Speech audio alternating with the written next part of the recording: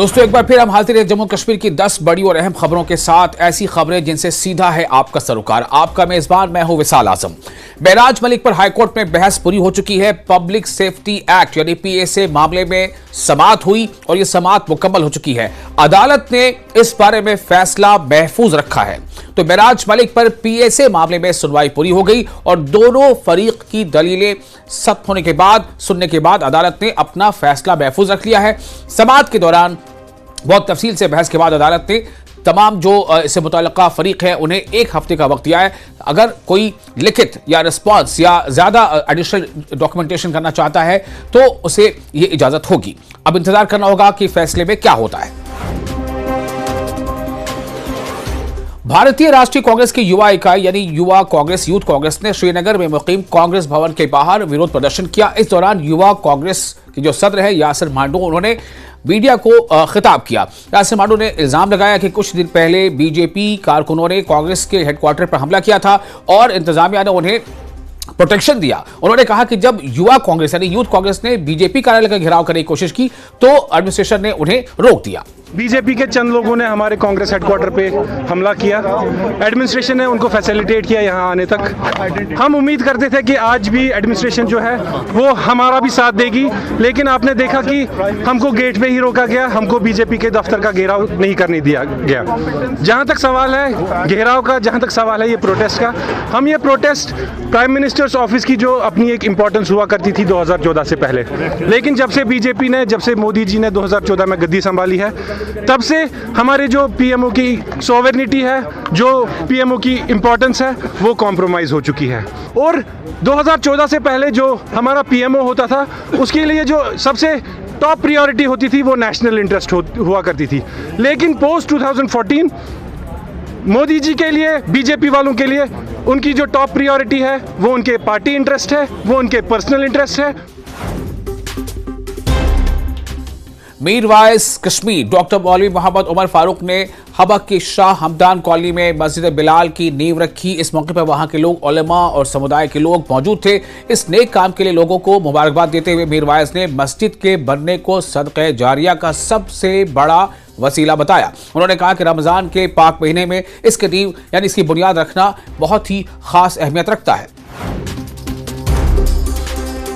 जम्मू कश्मीर अपनी पार्टी के तर्जुमान डॉक्टर हरबख्श सिंह ने कहा है कि जम्मू कश्मीर के लोगों को नेशनल कॉन्फ्रेंस हुकूमत से कोई खास फायदा नहीं मिला है। उन्होंने इल्जाम लगाया कि नेशनल कॉन्फ्रेंस अभी सिर्फ अपने सियासी फायदे के लिए सियासत का यानी जो सियासत का जो मुद्दा है, सियासत में रियासत का मुद्दा वो उठा रही है। उन्होंने कहा कि अपनी पार्टी के नेता अल्ताफ बुखारी पहले ही साफ कर चुके हैं कि जम्मू कश्मीर के मसले तब तक हल नहीं हो सकते जब तक मरकज के साथ अच्छे रिश्ते नहीं बन जाते। 2019 के बाद कोई भी इंस्टीट्यूशन अपनी मर्जी से इंडिपेंडेंटली कोई भी काम नहीं कर रहा है। इलेक्शन कमिश्नर का अपॉइंट होना कहीं भी दूर दूर तक ये नहीं बताता कि जल्दी बल्दियाती या यूएलबी इलेक्शंस हो रहे हैं या कौन सा पैटर्न किया जाता है कि हर 2019 के बाद 1000 तरीके के हड़बे अपनाए गए कि कहाँ से किसको बेनिफिट होगा।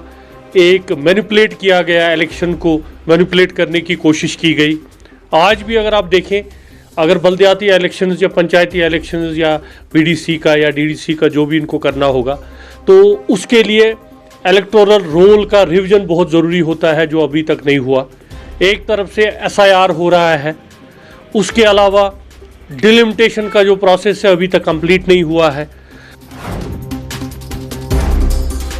अनंतनाग के बमजवा मटन में एक सड़क हादसा हो गया और इस सड़क हादसे में 2 लोग घायल हो गए। मौके पर पहुंची पुलिस ने दोनों घायलों को अस्पताल में दाखिल कराया। यहां एक महिंद्रा क्वांटो बेकाबू होकर बिजली के खंभे से जा टकराई थी, जिसमें गाड़ी का ड्राइवर और एक दूसरा शख्स भी घायल हो गया था। अनंतनाग इलाके में एक सड़क हादसा, एक ये महिंद्रा क्वांटो हादसे का शिकार हो गई। यहाँ बमजू जियारत के करीब यह हादसा पेश आया। आप ये देख सकते हैं यहाँ काफ़ी तादाद में लोग जो हैं वो जमा हो गए हैं। इस दौरान 2 लोगों के जख्मी होने की इतला मौसूल हुई है।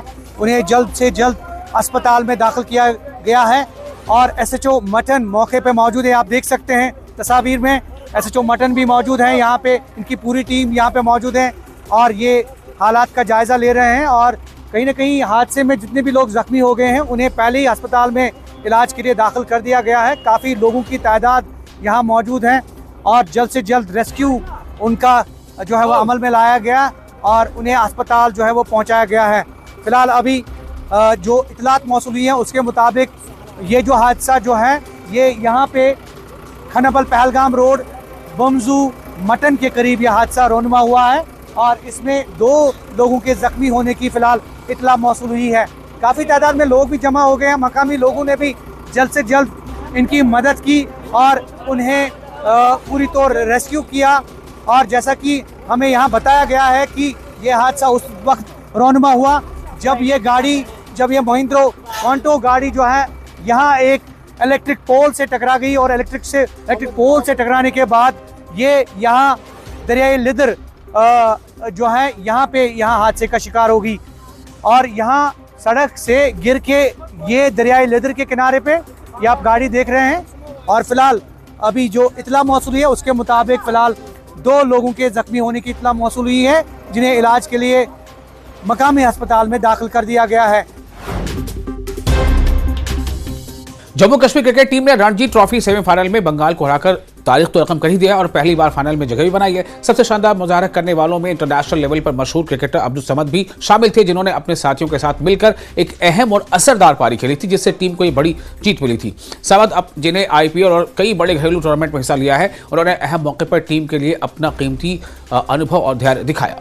जम्मू कश्मीर की क्रिकेट टीम ने इतिहास रचा। 66 सालों के बाद बंगाल को पटकनी दी और इसमें जो अहम योगदान था वो सभी प्लेयर्स का था, लेकिन एक ऐसा स्टार क्रिकेटर है जम्मू कश्मीर का अब्दुल समद, जिसके योगदान को कोई भुला नहीं सकता हो। और फाइनल मैच में सबकी निगाहें टिकी हुई हैं अब्दुल समद पे, क्योंकि अब्दुल समद इस वक्त बहुत अच्छी परफॉर्मेंस दे रहे हैं, अपनी फॉर्म में हैं। उनके पिताजी मेरे साथ मौजूद हैं। फारूक साहब, पहले तो जो ये मैच जीता है, एक इतिहास रचा है टीम ने, क्या कहेंगे आप? सर मतलब ये तो एक हिस्ट्री क्रिएट हुई है। जैसे कि मैं आपसे पहले जिक्र कर रहा था कि 1960 में ऑलमोस्ट 59-60 में जम्मू कश्मीर ने फर्स्ट टाइम पार्टिसिपेट किया था रणजी ट्रॉफी में। तो उसके बाद ये प्रोसेस चलता रहा, कंटिन्यू चलता रहा। ये लगभग 4 बार ये टीम मुझे लगता है क्वार्टर फाइनल में पहुंची है। तो उसके बाद अनफॉर्चुनेट थोड़ा बदकिस्मती थोड़ी थी, जिसकी वजह से आगे क्वालिफाई नहीं कर सके। और ये फर्स्ट टाइम ये क्वार्टर फाइनल भी इन्होंने विन किया, फिर सेमीफाइनल भी विन किया और फाइनल तक टीम पहुंची है। ये बहुत बड़ी अचीवमेंट है। माता जी की बात की जाए, आपने किस तरह से आप देखते हैं इतिहास रचा है और अब्दुल समद हमेशा से उसका जो परफॉर्मेंस है काफी अच्छा रहा?